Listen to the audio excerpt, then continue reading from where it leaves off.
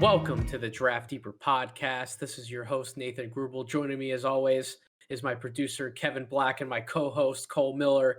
Cole, we are going to be leading off this podcast with a prospect who has taken the scouting world by storm.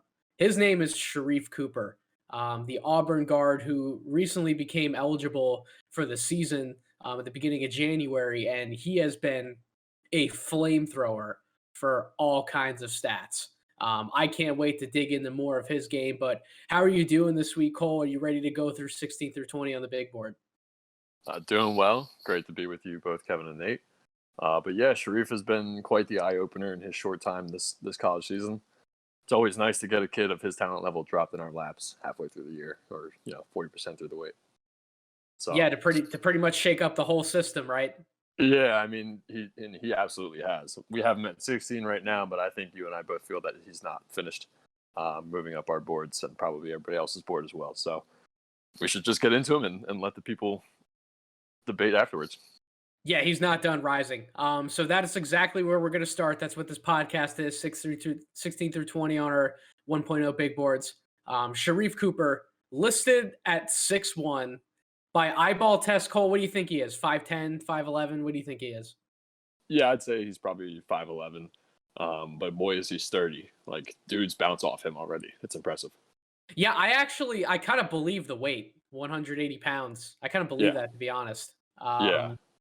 But 22.3 points per game, 5 rebounds a game. Just given his size, he's at least active in going after any kind of loose balls or those long rebounds off of missed threes.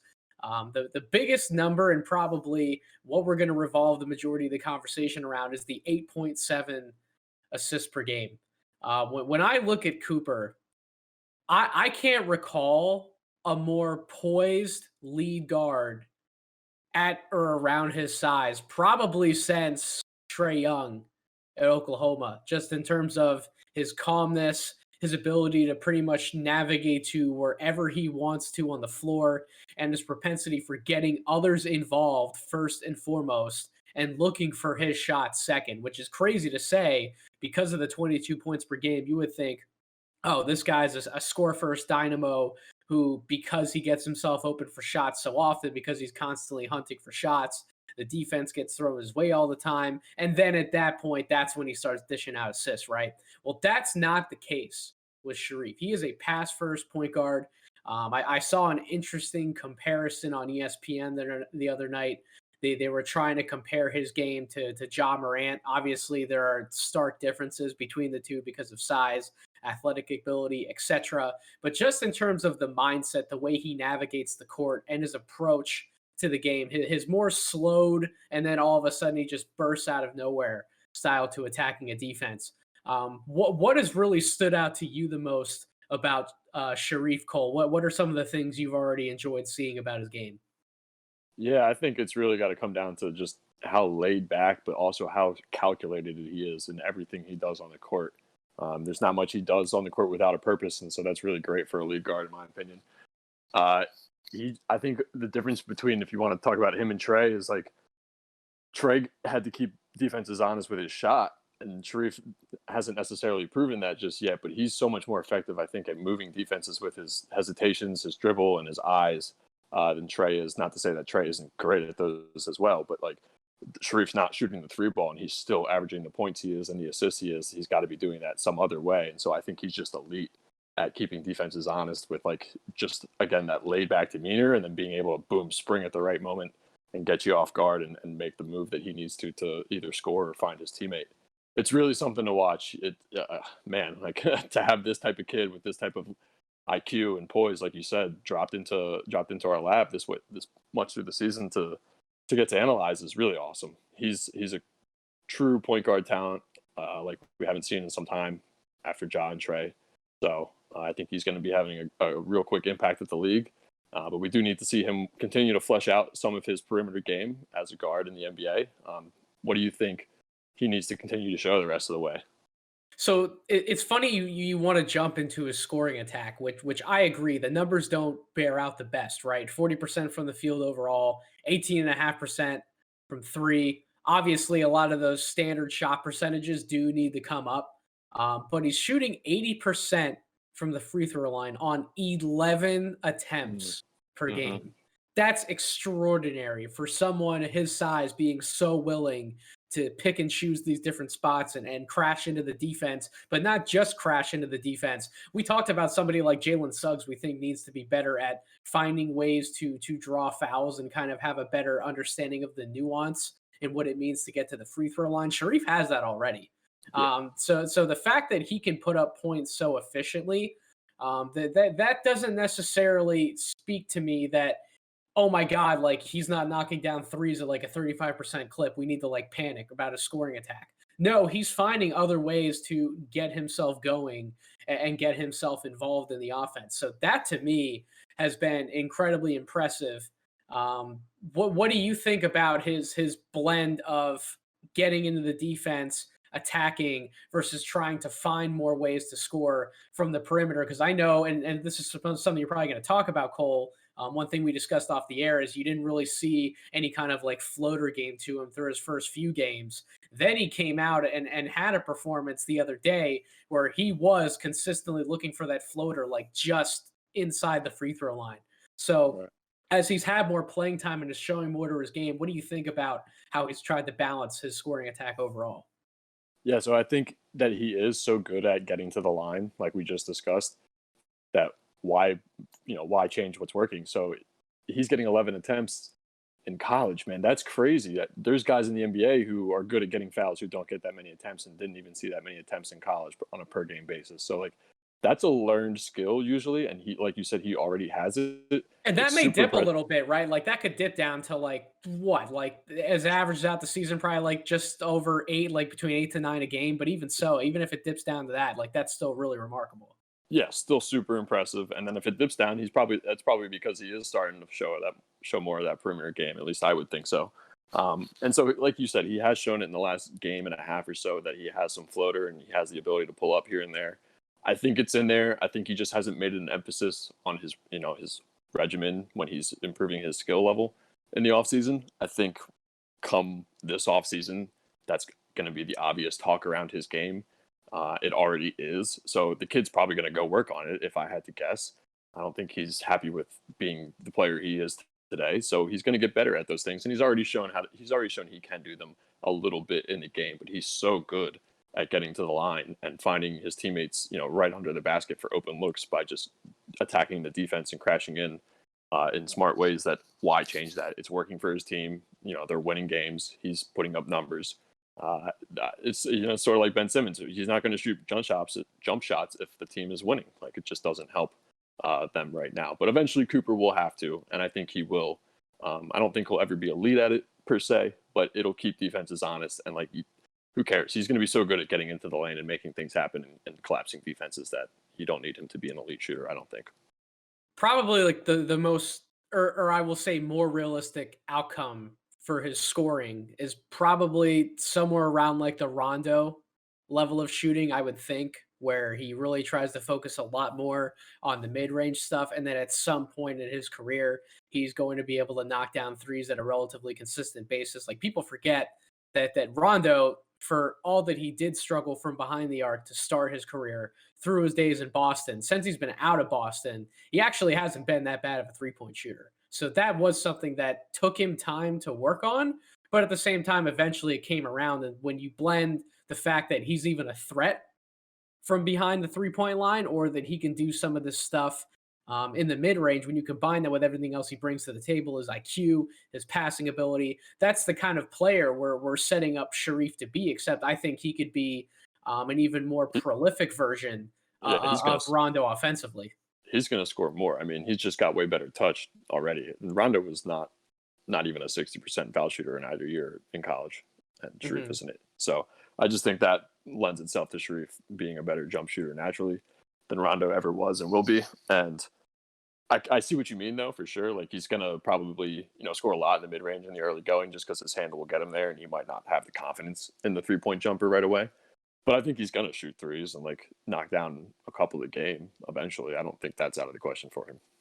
Which speaking of handle, I haven't seen a handle on a guard as prolific as Cooper's. In college, probably since Kyrie Irving. Yeah, That's the that's last time I've seen it. yeah, he does a couple of things where you put him in rare company. It's like you're talking about the handle with Kyrie, some of the stuff with Trey Young. He's got some of the poise of Ja, and honestly, even like Chris Paul. So he's in rare air when you talk about some of the other elements of his game than just scoring. And the fact that because he has that free throw stroke down, he has those mechanics built in that Right. we're talking about all these other ways where he can ultimately improve his game. Now, there's a cap to how good he can be because of his size, right? Like there's always a Sure. cap to these smaller guards, but at the same time, because of his elite passing ability, control over the game, being able to make everyone around him better. If you just put him in the context of his Auburn team, if you look at Auburn before he was eligible, they were a very 3 point happy team already. But a lot of those 3 point shots were always being contested because they didn't have a natural table setter at the lead guard position to get everyone better looks, penetrate Hmm. the defense, breathe that magnetism together is open. Well, now that Auburn team has that, and they are scoring at some prolific rates. Like they they Yeah, are they're they're they're starting to blow some people out.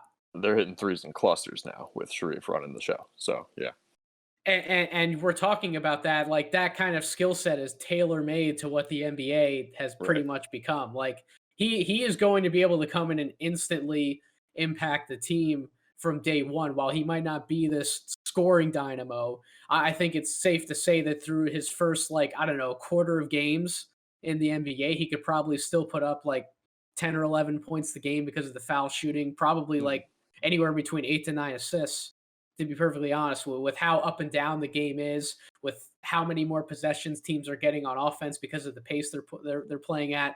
Like that's a reasonable stat line to expect from his first year. So if that's the kind of lead guard that we're talking about, having him at 16, you mentioned very early on, Cole, that he's probably going to be someone that rises not only in your eyes but in the general public's eyes as more people get aware of him. How high do you think he can climb, and how much can he challenge some of those other quote unquote safer prospects who maybe don't have as high of an IQ as his but have elite athletic ability, they have the elite size. How much can some of those drawbacks in his game, how can he still compete with some of those other guys towards the top of our boards? Yeah, so I mean, I'm willing to bet on some of the other skills coming together because of just where he is elite right now.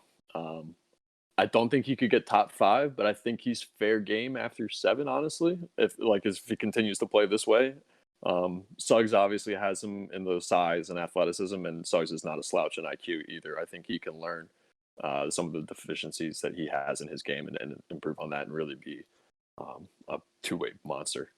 But I don't see Cooper. Yeah, I don't see Cooper edging Suggs for me, and I don't know where these guys land for sure, number wise on the board at the end of the come draft time. But that's kind of my take on it. That Cooper won't outdo Suggs, but he's probably right there behind him. I agree. I mean, if you're going to talk about pure lead guards in this class, however you classify Cade Cunningham, and then it's Suggs, and then after those two, we're talking about Cooper's right there with quite literally anybody else. And honestly, it's crazy because his game right now is so tailor made for the NBA, even more than it is in college. He's in the 85th percentile in possessions plus assists. He's very good in a number of different important NBA categories, including spot up offense. He's very good out of pick and roll sets. He's excellent in some single coverage isolation sets, which, yeah, if they're going to spread the floor around him, he's going to have some one-on-one ISOs where he can utilize that handle and some of that quick first step, that burst that he has to get around guys and then be able to create from there. He's average in total defense, which is perfectly fine to me given his size and stature. Again, we talked about this on the pod multiple times. As long as he's competing, I don't see that as a problem. It makes sense that he suffers in some pick and roll defensive coverages because if he gets switched on somebody that's a lot bigger than him, he's not going to stop anybody, right? But if he's at least competing, you can pretty much take the defensive concerns away. When you strip away everything he's so good at in offense, it's everything that you want an NBA lead guard to be good at. So yeah, I can't say enough about the kid. Like he has impressed me so much through the handful of games he's played. And I don't know. Can Auburn go on a run in the NCAA tournament? Will they make the NCAA tournament? Can they go on a run? Because that's probably like the surefire way for Sharif to solidify himself as maybe even as high as like number six and kind of push himself into like a top six versus a top five. Yeah, I mean, I will say that his presence is helping for Kentucky having a lackluster year in the SEC. But the SEC is going to be fun. It's going to be a different year for them. I think it's going to be led by this Auburn team and Bama. And I don't know. I hope we see them meet a couple times in postseason play. You haven't been on the podcast for long, but apparently you're already starting to master the art of transition, Ah, because we can transition into number 17 on my big board. I believe number 18 on your board, which would be Brandon Boston Jr., the 6'7" wing out of Kentucky. Now, if you would have asked almost anybody in the scouting landscape at the like preseason and then the beginning of the year, some people had Brandon Boston as high as number two on their boards. So we're talking from two all the way down to like the 17, 18 range. And where we have him at this point is pretty consensus to a lot of other people. I've seen a few others have him a little lower, like getting into the 20s, but like middle of the pack, I think is where the majority has settled because they don't want to fully give up on him yet, right? Now, he has had some good performances over his last few games. One of those, he actually came off of the bench, which I'm glad that Cal did that because somebody needed to light a fire under this guy's ass, right?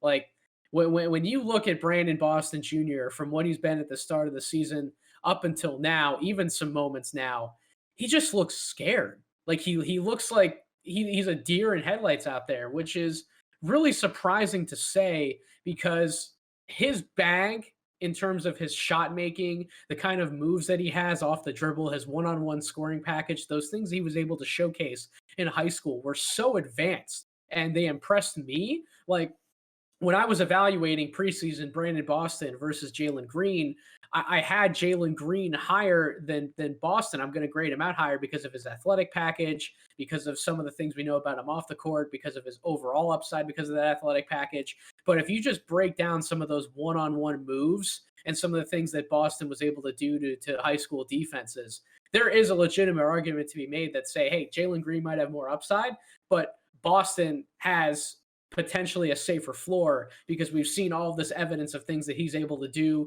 one-on-one. He certainly was a better spot up shooter than he's proven to be in college up to this point. Like he just seemed as a safer prospect, especially given the unknown that we didn't know how the G League situation was going to play out for Jalen. Thank God you texted me earlier, Cole. The G League's finally going to kick off on February 10th.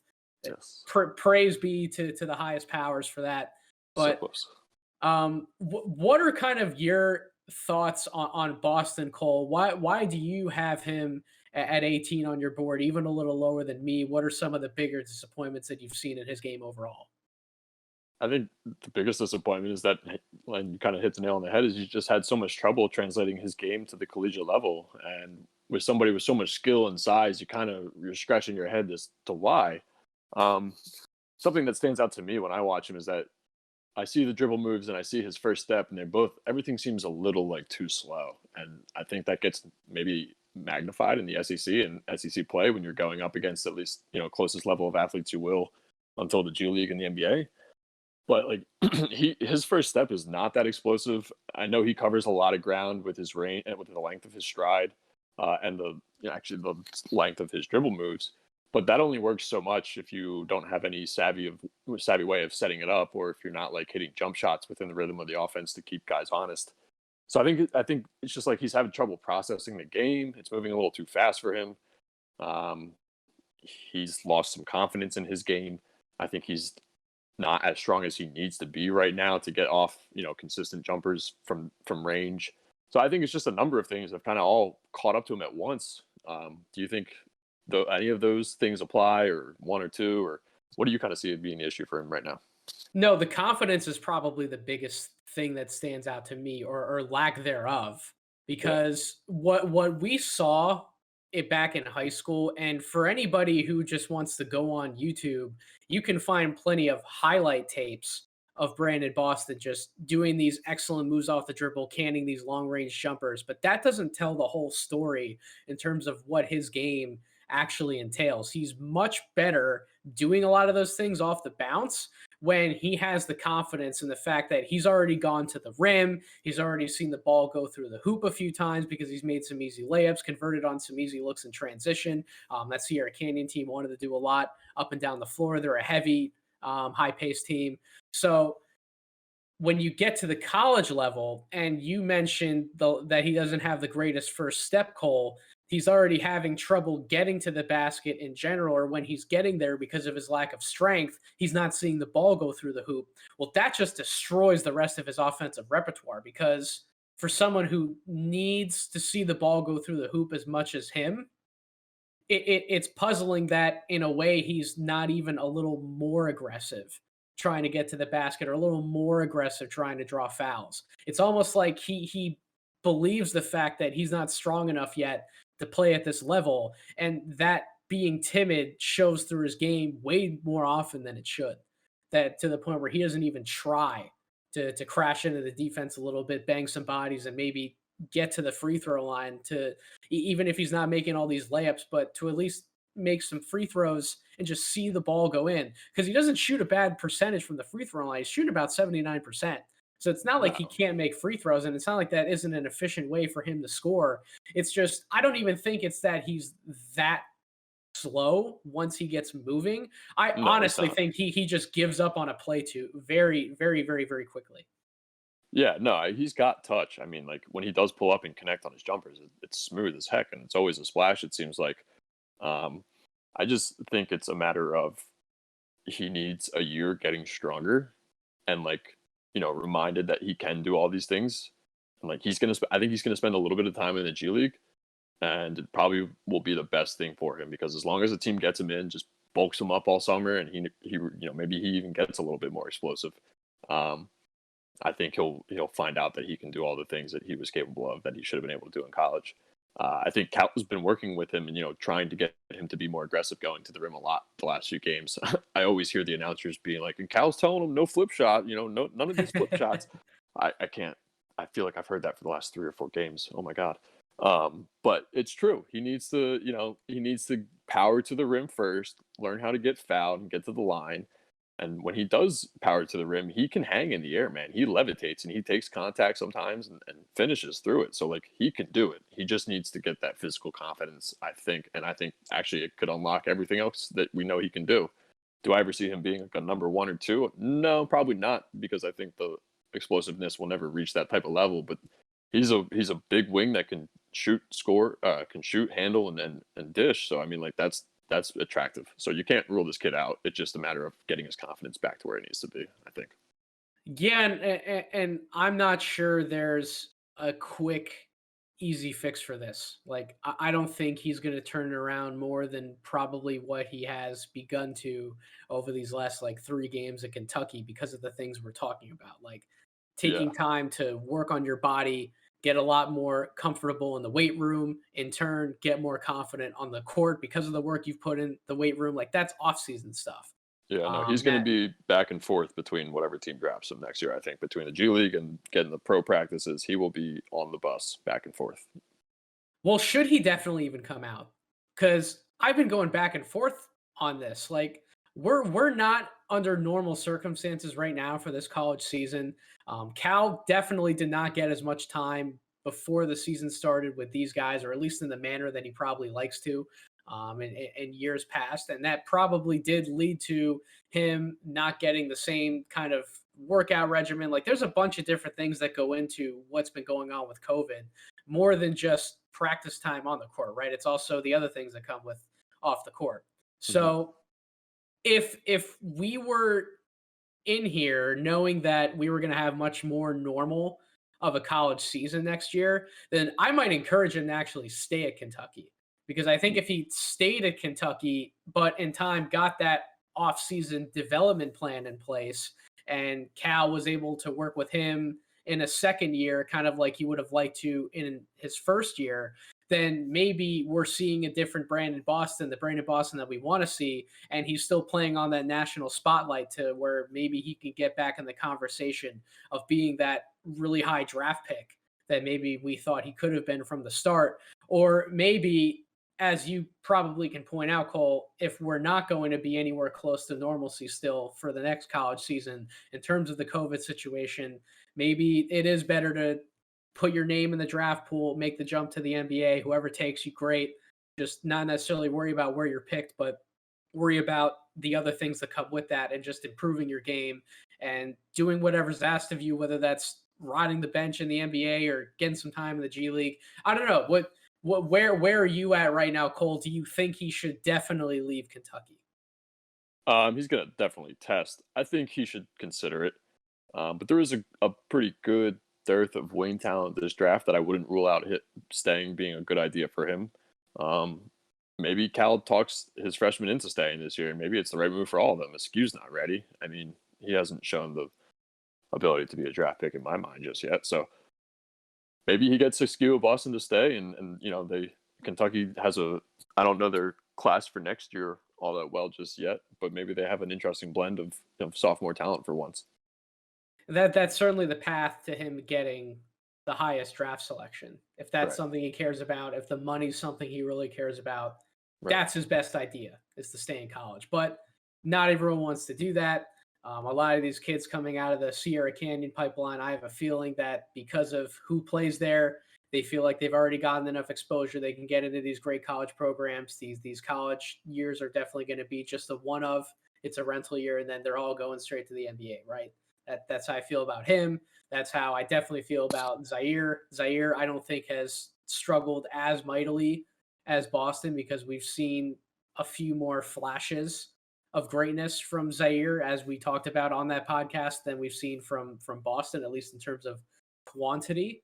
So, but that's I think the path that's ultimately going to have for Boston. I think he is going to go to the NBA. I think this is probably the range where he's going to be drafted, unless he has these crazy amazing workouts that we have yet to predict he'll have. But yeah, I think this is a pretty safe range for him, and I think it's the most logical outcome, unless he does surprise us and comes back to Kentucky, which I would like to see that. I don't mind when kids go back to school if they have a game plan on what they need to work on. And if they're at one of these major college powers where they're getting the TV exposure, all eyes are going to be on them. They're going to have the social media buzz. Everybody's talking about them. Their stock can rise in the public landscape.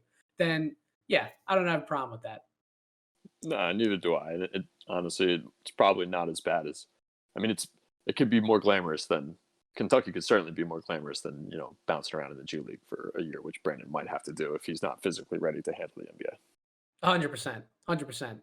Now, you just had a great segue. I think I'm about to have a good segue because we're talking about whether you stay in college or you go to the NBA. Ayo Dosunmu is someone who has stayed in college at the University of Illinois and has made a great case for himself as kind of like this mid first round guy who can potentially climb a little higher depending on how Illinois keeps playing on the court. 6'5" guard, almost 22 points per game, 6 rebounds per game, 5 assists per game. Slash line's not bad at all. 49% from the field, 38.5% from three, 81.5% from the free throw line. He's doesn't take a lot of threes. He's only taking 3.5 per game, as opposed to the almost 13 shots he's taking from inside the arc. So, Cole, when you look at Ayo Dosunmu, I guess like the biggest question is how much of a point guard is he, right? How much of a table setter is he? Now, he certainly is this team's point guard. His usage rate, 30.6, that speaks to the fact that he's handling the majority of their possessions when he's on the Yeah. floor in that lead guard spot. He's been efficient in a lot of areas scoring the ball, but man, he can be a turnover machine sometimes, and that takes away from some of the gifts he might have as a table setter. So, what are the things you've noticed from Dosunmu, Cole? How do you think he balances scoring versus setting everyone else up around him? So I think he's gotten better at it over the 3 years he's been in Illinois. Just as evidenced by the stats as well. But to me, he reminds me of what Shake Milton's role for SMU was in college. He was kind of just this.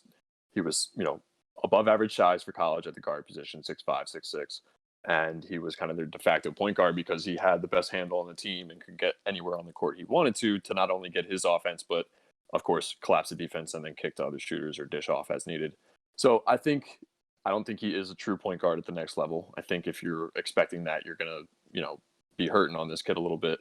But I definitely think he has the chops to play a secondary playmaking role in the league. And I'll point to his efficiency as a pick and roll guy in college on Synergy. He rates out very highly in pick and roll offense as a ball handler. So I think, you get him on the wing, you get him in some secondary playmaking options on the wing, and he's really going to go to town, especially since he does have a pretty good handle, and he is 6'5", and he can score in a number of ways once he gets downhill.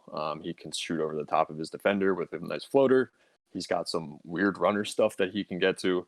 I don't know. I think he's a unique guard, but he's not like a surefire starter on every team. So you definitely have to be drafting him with that in mind. I was literally just going to ask that question. You beat me right to the punch because I don't see him as a starting guard in the NBA because I think if he's going to start, that would mean that you believe in him as a primary initiator. You believe in him playing that point guard spot and kind of having his way running the offense and doing what he does with the ball in his hands. Because when he doesn't have the ball in his hands, he's not nearly as active as he should be. And the numbers bear out that if you look at all of those metrics that we can look at for him in like off ball play types, he doesn't rate out good at all.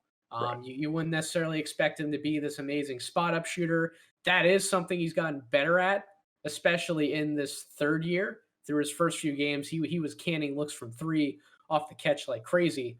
Yeah. But that's kind of cooled off a little bit. But everything else, like he's not active cutting to the basket. He's not really somebody that you want just doing all this stuff off the ball. So I wouldn't necessarily say that he can start or he should be a starter at like a two guard spot. I don't think he's ultimately big enough to play like at a three spot long term or like full time. So I think that he is best suited coming off of the bench in like a combo guard role. It's funny you mentioned Shake. I didn't even think about Shake Milton for him, but that's actually a really good comparison because He's just a little more athletic, but yeah. yeah, and while Shake hasn't been able to start a ton of games for the Sixers, he's certainly gotten the minutes.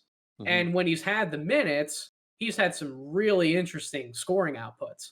Right. And he's not a bad table setter himself. So, do you definitely think that you should be drafting him as like this bench player, right? Like that's you kind of see him as like the third guard, one of the first guys in the game, or do you think that as a point guard, he might have starter upside down the road if there's enough things for him to improve on? So I mean, yeah, I guess if he clicks as a point guard, I just don't ever see that happening. I don't think he reads the game as a point guard enough. Um, I do think he could start just being a shooting guard, though. I mean, there's all kinds of lineups in the NBA, and positionless basketball is abound. I mean, why couldn't he start next to LaMelo per se? I mean, like LaMelo's gonna have the ball in his hands, but when he doesn't, like he could run pick and roll with whoever else is on the court, with PJ and Miles and whoever, and score and take some of that scoring load off LaMelo, who doesn't have like a 1A scoring package just yet. I think there's a number of teams he could start on. Just it's a little bit you kind of have to squint to see it, and it's not exactly like some of the other guys we've talked about, where like yeah, you could just drop this guy in and he's going to fit on any kind of starting lineup. It's Um, funny. It's funny that you mentioned Charlotte because who plays the most next to Lamelo right now would be Terry Rozier, right. who is an example of someone who's not quite a point guard. He's that size, but he's better as an off guard. Hmm. But Rozier, for what it's worth, has become an absolute flamethrower from He three. has, yeah, I haven't I didn't see that happening. I never thought he'd get to the prolific point where he's at, to the point where pretty much every time he gets an open look from the corner, it's going in. yeah, And I can't believe that that's the outcome that we got from Rozier. Props to him. He's earning every single penny of that contract that some people said at the time. Well, they were overpaying for him. What was it like? Somewhere in the realm of like 3 years, 51 million, right? yeah. Well, It's some, last year was brutal, but this year he's been much better. but this year, yeah, he's been a lot more consistent. Certainly has looked the better part of an off guard next to Lamelo than Devonte Graham, who for Sure. for for how Devonte Graham rose last year, he's certainly come crashing back down a little bit, right? Yes. So if I would make the comparison to that, I'm much more comfortable with where Rozier's at shooting the ball. But at the same time, if the Sumo is put in that role and he's just asked to take a lot more like spot up threes, and he's asked to work on that as a priority versus all the stuff that you would have to do on balls like a point guard, then Hmm. maybe he can take that leap and bring that 3 point percentage up to where it is right now in college, like 38, 39%. And maybe that's a workable trade for him. And then you can play him or feel more comfortable playing him a lot more off the ball to complement a point guard who doesn't necessarily have it all together on the defensive end either, because that is a selling point for Dosunmu, is that Yeah. all of his defensive metrics rate out like excellently, right? Like he's very good Right. to excellent pretty much everywhere. So Right. if you look at him from that perspective, then you start to see more of the case for him being an off guard. I don't know. He's played point guard pretty much his whole time at Illinois, so I wasn't really looking at that as maybe like a reasonable outcome or something that he necessarily wants to do. But if he's asked to do it and he's able to make a lot of money doing it, maybe that's a transition he makes. Yeah. No, I couldn't get ready for this. I couldn't shake the feeling of just watching like Shake 2.0, just in terms of role, like really just being asked to be the point guard when he's not one. So I think if you take some of that responsibility off him in the league and you tell him, hey, go score your buckets, get guys involved when you can, like I think you see the real version of the sumo, and it's a nice player. It's a nice player.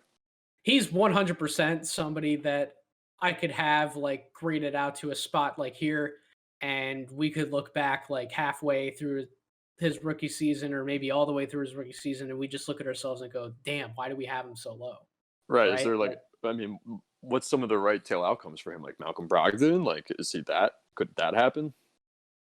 I don't know if he's as prolific of a playmaker as Right. Malcolm, because he is. He's had plenty of games where he is a turnover machine. If he can limit the amount of turnovers, then I think that could be like a high ceiling outcome for him. I don't know. I like the shake. I Yeah. like the shake comparison. That probably is like his most realistic scenario if everything breaks right for him. So you and I both love Shake Milton, so that means we're certainly going to be rooting for Ayo Dosunmu. So we wish the best of luck to him, and this definitely won't be the last time that we're talking about him.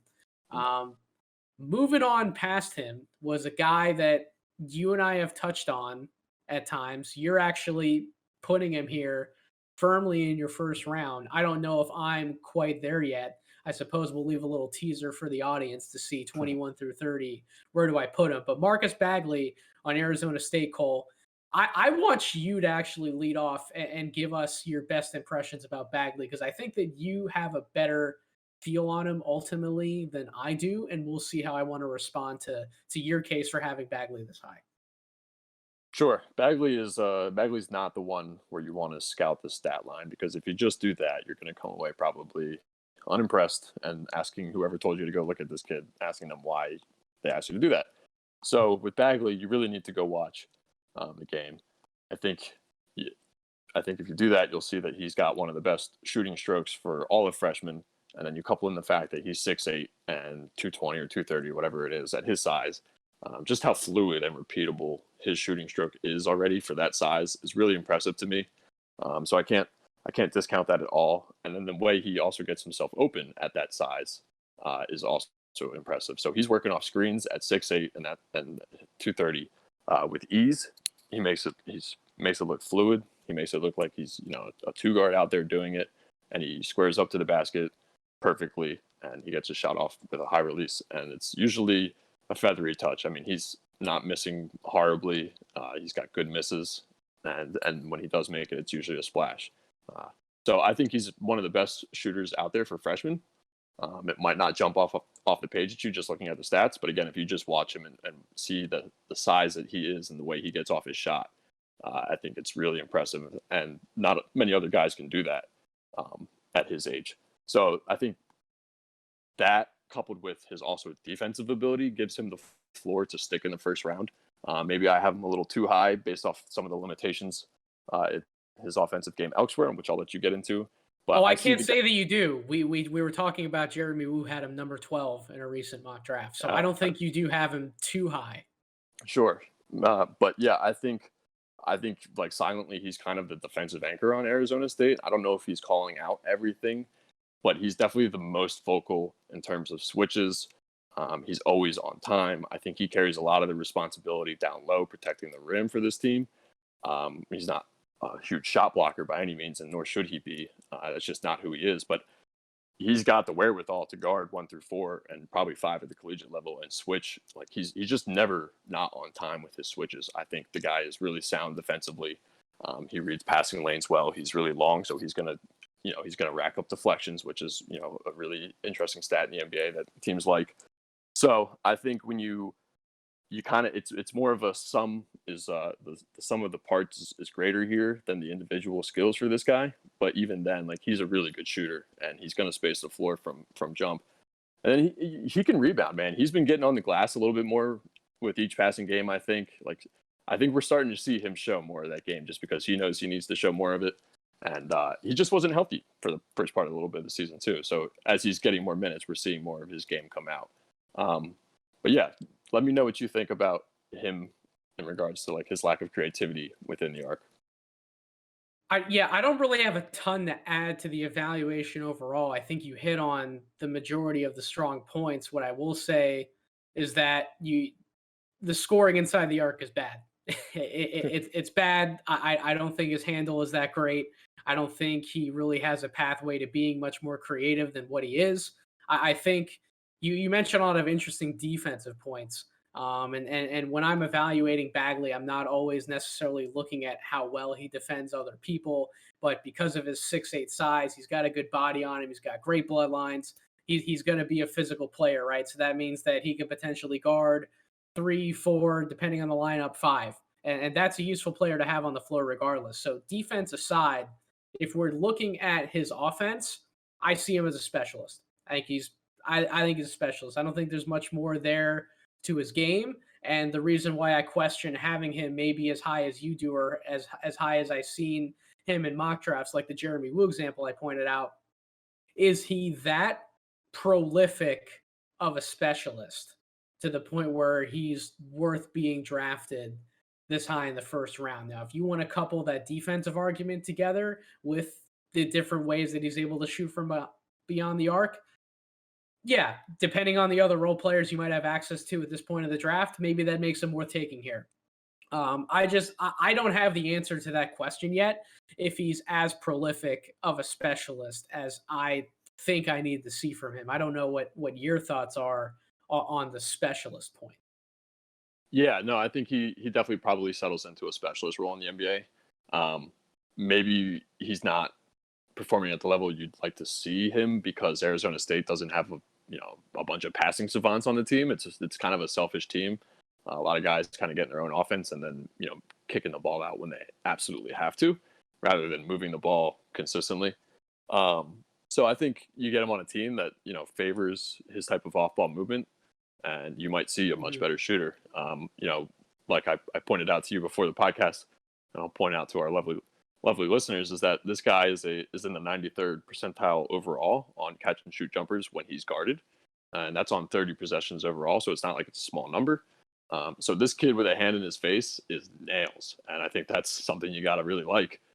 He's going to come into the NBA, like you said, he's going to be ready to bang. I think he's got one of the more impressive physiques already. And you get this kid, working out in the offseason. He's going to come back in summer league, and we're going to be like, holy shit, like this dude is ripped, I think, at least. And I think you factor in the 3-point shooting and the defense, like I said, like he's just going to be a responsible, sound defender. And I think he does enough off ball that, like, again, like his teammates don't find him. I pointed out to you when we've watched Arizona State a couple times, like he's cut backdoor like a number of times for an open lob, and his teammates just don't get him the ball, or just other cuts. Like they just don't see it, or they don't know how to pass over the top of the defense. So I think he's smart enough to read and catch defenders sleeping. It's not like it's somewhat of bankable offense in the league, but it's not like super bankable offense. So I don't think, like you said, he's never going to be great within the arc, but I do think he has the ability to like find offense in other ways. And between the shooting and his defense, I think he does stick in some kind of role pretty early and very long in his career. What do you think about his finishing? Because he has puzzled me. Like I pointed out about how I don't think I don't really buy the handle. Obviously, he's not like a wiggly type athlete when he has the ball in his hands moving around the court, but it's not like he doesn't have touch. You can't be that prolific of a shooter potentially from outside and not have the kind of touch you need to convert on looks. inside the arc. And we can look at his free throw number isn't like the best, but at the same time, like I don't. What do you see about his finishing? Why do you think he struggles as much around the basket as he does? Is he trying to force things too much? Is he trying to convert too many looks through like bigger guys, or like plow into like two or three defenders at a time when he's trying to finish the basket? Well, what have you seen? What do you think it is? Because I can't necessarily put my finger on one thing that's definitely like hindering him. Yeah, it almost seems like he's just trying to do too much and like be a little too fancy with rather than just be 6'8" and like go up and use your size and just finish and get contact. Um, I don't know. I would have to go back and try and watch his drives a little bit more to understand what he's lacking on to try and put my finger on it too. But I just think it's a matter of like he's probably used to being a freight train to some extent too, and just running down the court and not having guys get in his way a little bit at that size. So I think the finer points of improving his handle will come. He'll never be a past above average in that department. But like you said, he's got the bloodlines. He's going to work on his game. I think some of these other areas where he's really not efficient in, or he's pretty deficient in right now, I think they will come along enough to give him a pretty well-rounded game. But the floor is 3-and-D all the way right now. Which is a floor that everybody in the NBA and their grandmother looks for. So Exactly. there is absolutely a case to be made for him.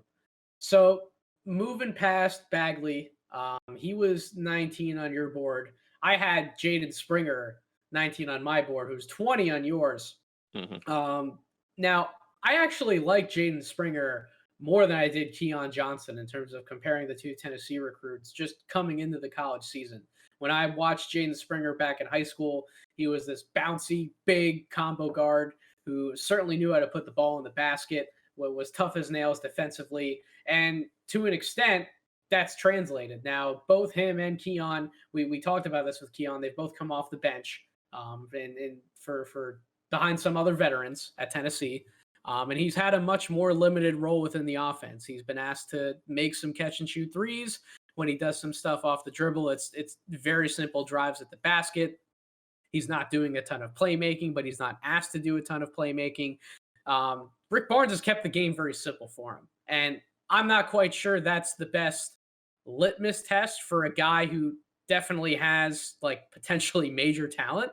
But if we're not able to see that talent expended more and we're seeing him cooped up in this more limited role, it makes our evaluation a little more tough, and why I have him lower right now.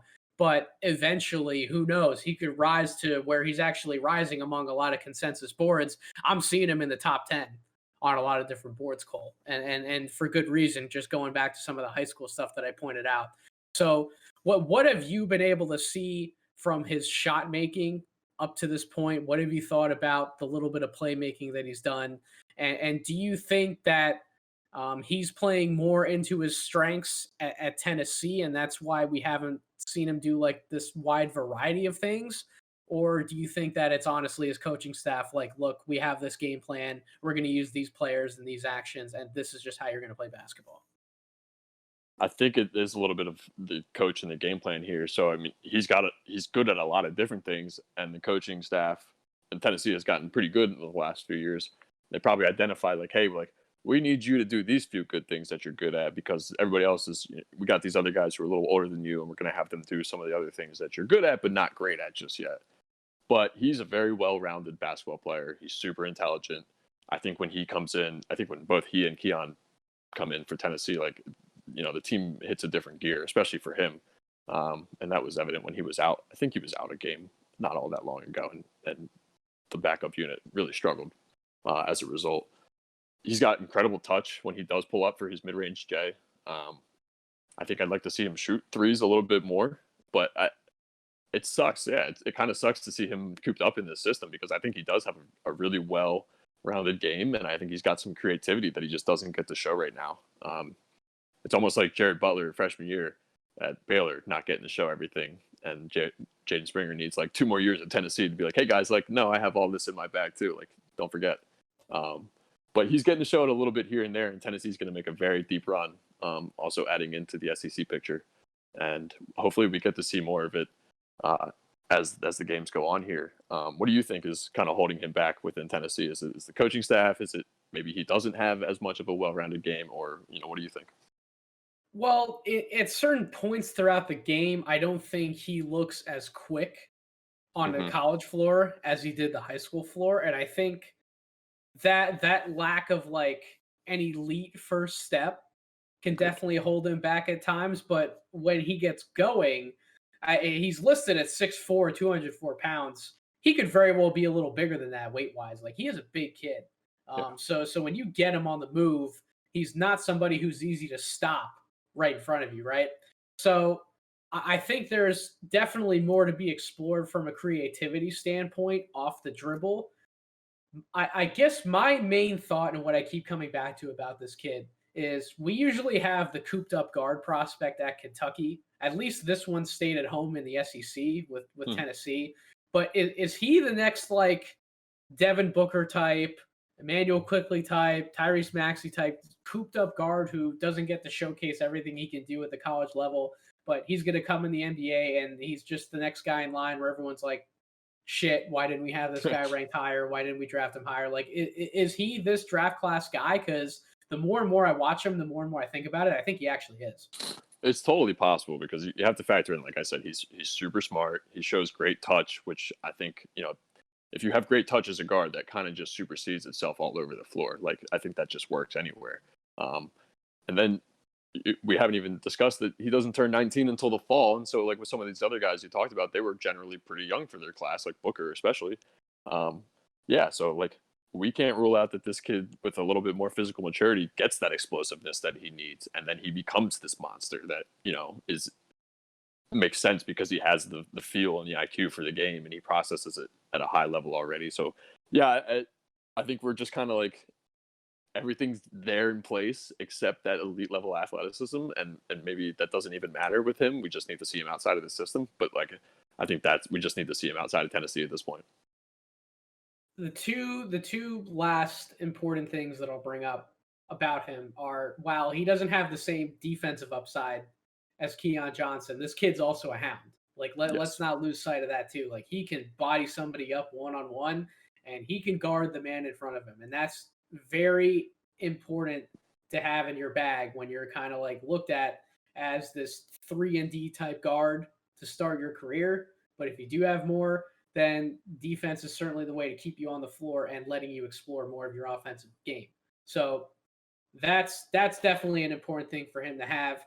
I guess the other thing that I'll say is that he's so efficient in the little role that he has. Hmm.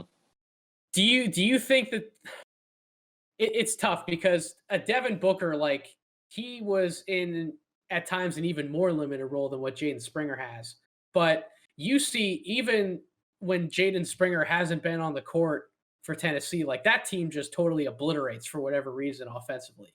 And it's Hmm. not like that they don't have good pieces around or more veteran pieces to kind of make up for what a bench player, right, isn't potentially bringing to the table. But what do you notice from like his impact on the game offensively, and like do you think that there is this like prolific scorer just like waiting to be born at some point even this season, not necessarily just like waiting on in to get to the NBA, or like what am I missing about his impact offensively that like when he's not on the court like his whole team just like tanks out? I think it just comes down to like, yeah, he's so efficient in his one role, and the defense has to plan for that, and like his coaching staff knows that he has this other game, but man, he can just execute this part of his game so well right now that we don't need to change that. And it stems from him processing the game at a really high level, which I think you would agree that Devin Booker does, and why he's been Mhm. able to play like point guard a lot of his career so far until the addition of Rubio last year, and then CP3 this year, obviously. And I think we could say the same things for Jaden. Like he could probably play some point if he really needs to, and maybe he does. Take the one as a combo type in the NBA if the scoring really does come out like we kind of think it might. But I think it's just a matter of every decision he makes, and Keon is like this too. Not to the same extent, but definitely to a similar extent. They just make great decisions, and they move the ball. They attack when they need to. They're just NBA wings, and they already know, like they just know when to make the right decisions, and I think that's why you see their offense reach another level when he's on the court with their starters. I know I was just hesitating, but I guess in my head while I heard you talking, I think I probably answered my own question. And I'm glad that you brought up Keon because when you look at Keon's offensive game and some of the playmaking that stems from it, it's a lot of quick decisions, but he's not moving all around the court with the ball. He's getting the ball, seeing where he needs to put it, and then he just Yep. moves it, right? Jaden, on the other hand, is much more creative of a ball handler. And I guess why does the team tank when he's not on the court? Where he's the best ball handler on on his team. I Yeah. guess that's probably the simplest enough answer as to why he's so valuable to that Tennessee squad. He is the main guy that can go and create his own shot. And he hasn't had to do that. He hasn't been asked to do that, but if he starts doing it more, if Barnes gives him even more offensive freedom, then I'd be really curious to see what kind of stat lines this kid can put up. He's had a few nice outbursts, but a lot of it's mainly just been controlled on efficient shooting numbers. Like I pointed out on our stat sheet here, only 20 minutes per game. So if that Right. jumps up to like 30, 32 minutes and he takes over more of that starting role, him and Keon have been starting a few games, but if they get the minutes to back that up, man, this Tennessee team could be really scary come tournament time. And by the way, for everyone out there, we're recording this on Thursday, the 28th. We have a great matchup on Saturday. We get Tennessee against Kansas right at that 6 p.m. Eastern time slot. And you know that I'm going to have my eyes on that game because I want to see what this kid could do against that impressive Kansas defense. Kansas might not be the best team scoring the basketball. They're not the most complete offensive team, but you know that Bill Self's going to have him ready to play defense, especially against this Tennessee squad. So I can't wait for that one. I think with this Tennessee team and Jaden and Keon specifically, I think we kind of might just see it happen naturally for these two over the rest of the way. As teams play games, you get scouted and you have to change and make adjustments throughout the year. And the adjustments might be for Tennessee that they just give more responsibility to these two freshmen who can clearly handle it. And then we might be talking about them in a whole new light come March Madness. Springer could potentially be like a top 10 guy. Right. How a lot of people are starting to move him, and he can move above Keon. That at this point, you definitely like Keon like firmly more than Jaden, or has Jaden really opened up that conversation in your eyes? I think the conversation's definitely open. I don't know. There's been movement on my board since we started recording all these, just because we've had some of this set in stone, and there's been games sent. So I don't know. Things are all over the place right now. Still. I flipped. I literally have Keon ahead of Jaden on this board, but preseason, like I said, I like Jaden a lot more. I never flip like that. Yeah. So that's probably a sign to Nate, like hit yourself in the head really quick, wake up, have Jaden ahead of Keon. But well, what can you do, right? We're only so far into the season at this point. So moving on, our last guy that we're going to talk about this week is somebody who you don't have in your 16 through 20, Cole, but I do. I have Usman Garuba, the 6'8" forward who has been playing for Real Madrid in the ACB League as well as in the Euro League. Um, Kind of like your classic 6'8" bruiser body type, do it on the boards, be efficient in pick and roll actions, get some offensive putbacks, some easy dunks. Doesn't really have a lot of versatility to his offensive game. He started to knock down more three-point shots of late, and that's been a skill that he's been trying to work on for a while now.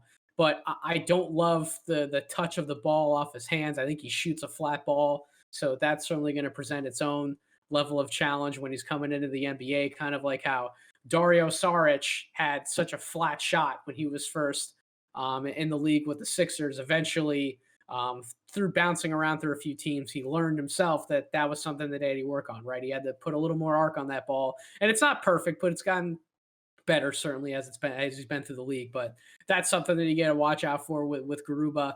He doesn't have a ton of playmaking upside, but at the same time, while he's not like this creator, he's proven that when he gets caught in like a double team or something like that, he can whip the ball out really quick and avoid that turnover. I guess like the main intrigue for him is that what he does, he's incredibly efficient at doing so around the basket. He's a hound on the boards. And given his athleticism, given his 6'8" size, the little bit of bounce that he have, but also his natural girth, he's a house inside. And you're not scoring over him very easily. He's going to contest a lot of shots. He can even step out and make a play away from the basket at times. Because he's a heads up player, I think his basketball IQ actually isn't that bad. And I think it's only going to get better as he keeps getting playing time. So, Cole, I know you haven't seen a lot of Garuba. I wanted to give the main first impression evaluation on him so far, but what are like one or two of the things that you've been able to take away from watching some of his film? Yeah, I think you have to take note of the physicality that the guy has. It's really impressive, both in girth, length, size. To me, he just screams like modern, undersized five. He's 6'8", but he's super long and has the bounce to protect the rim and also the body to hold up against some of the bigger guys in the league.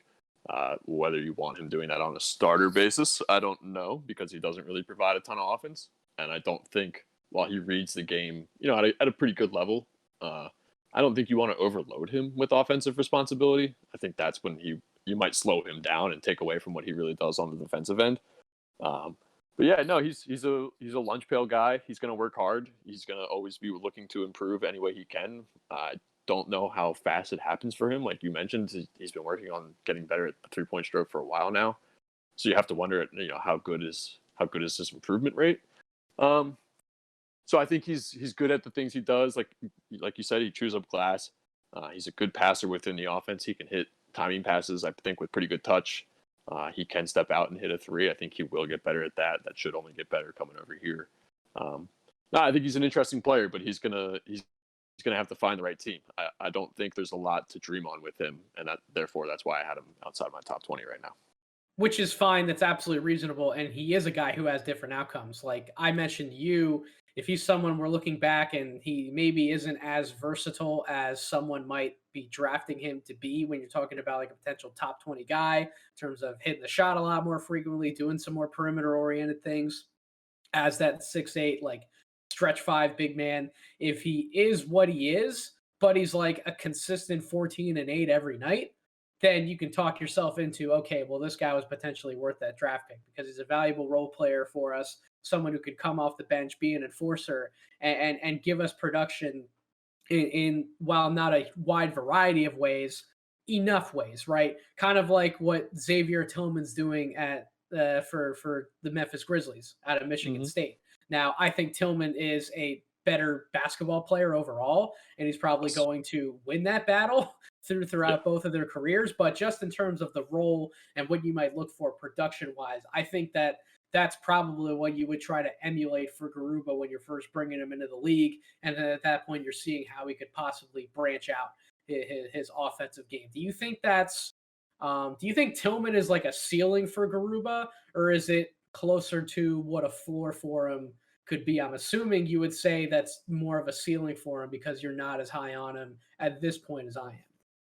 I would say it's definitely a ceiling regardless of where I am, just because I think Tillman's just a way better shooter, mid-range and 3-point. I know the number doesn't bear it out in the league, but you go back to his last year in college, and I think the guy shot 50, 40, 90 and was, pumping numbers across the board. So I just think the all-around game for Tillman is a lot better. Like, you can actually run some offense through him, have him dribble a little bit and find some, dribble from the wing to the elbow and have him hit a backdoor cutter. Like, I don't think Garuba's going to be doing stuff like that too much. Like, you just want him to make the next pass.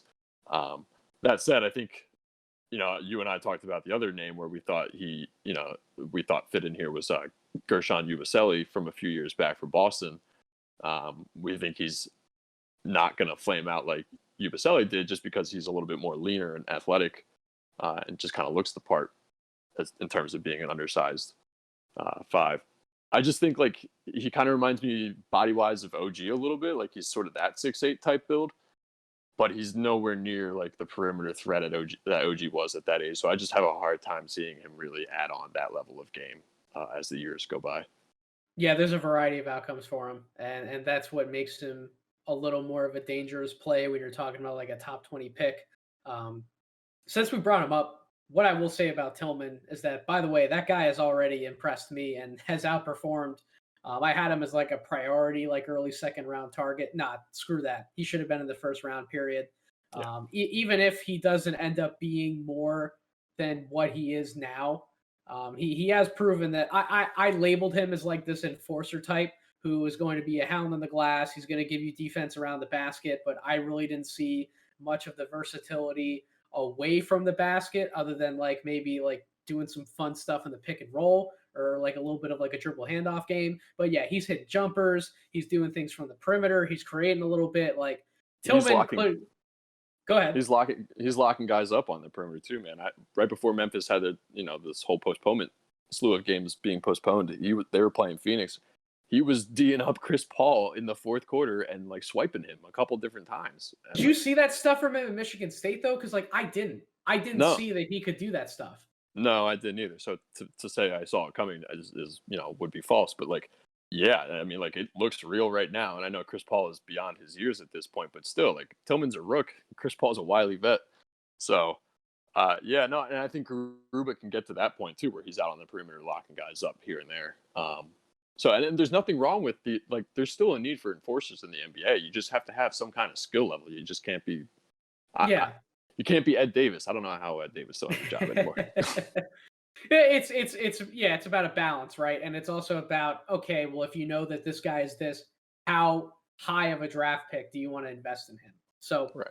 That's really the main question we're asking about Garuba. We're not saying whether he is an NBA player or not. We're not asking that question. You and I both think he is. It's just how high of a draft pick do you use on someone like that? But yeah, props to Xavier Tillman. Like I love watching that Grizzlies team. He's fun to watch. He's great. It's another reminder for us scouts out there who aren't working directly with a team, and we aren't getting these guys in workouts and seeing them that up close during the pre-draft process.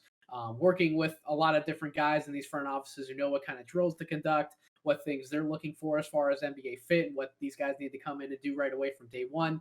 We're not there for those workouts. We're not seeing all those things. So there's only so much that the film can tell you if the guy's only asked to do so much and he's not able to showcase some of those other things in college. It's why we're going to go back and forth on somebody like a Garuba, especially somebody like Garuba who's overseas and we're not seeing him up close every day. A Jaden Springer, who we're not going to really be there in NBA workouts, and we're not going to see some of those other things that NBA teams might ask him to unlock for a workout or two. We're not going to see these things. We only have the tape and what we can hear from some of these people, like other scouts and executives that you and I might be able to talk to, other scouts that we might be able to talk to on our end, but that's all we got. So some of these evaluations are a little harder, and it's just a friendly reminder of that if you and I get some things wrong or these guys are doing things at an NBA level that you and I didn't talk about in their evaluations, it's not that we didn't do our homework. We just maybe we didn't have the we didn't get all the study materials. Exactly. So it is what it is sometimes, but that's what makes the draft process so much fun too. That's what makes all these guys rookie years and sophomore years and third years so much fun too. It's why you can never stop watching the NBA because these kids will pull things out of their bags that you didn't even know were in there. So yeah. That's gonna wrap up the episode for this week. Again, thank you all so much for listening to this podcast. The support has been overwhelming. We're breaking some new records on social media, some humble records, but records nonetheless. Our viewership has been up, our subscriptions have been up across the board. So join those people who have been helping us climb. If you haven't subscribed already, Apple Podcasts, Spotify, YouTube, wherever you like to listen to your podcast. Follow us on Twitter @DraftDeeper, like our Facebook page. We always have conversations going. And if you didn't see the social media this week, I made a big announcement. DraftDeeper.com is going to be operational next week. So whether it is Monday, February 2nd, or Monday, February 1st, excuse me, my actual birthday. Can't believe I mixed that one up. Or Tuesday, February 2nd, one of those 2 days, that website's going to be live. We're going to start getting some profiles up there, full profiles on these guys, and we're going to be updating that website throughout the season, throughout the pre-draft process. So you can expect written content, more fleshed out content, finally, from both Cole and I. So we thank you so much for all of your support that you've given us to help us get to that point and realize that dream. I promised you for months, more content was coming. We're finally delivering on that process. So I can't wait. Look out for all those links when they go live on social media. And I hope you all have a wonderful rest of your week. Thank you so much.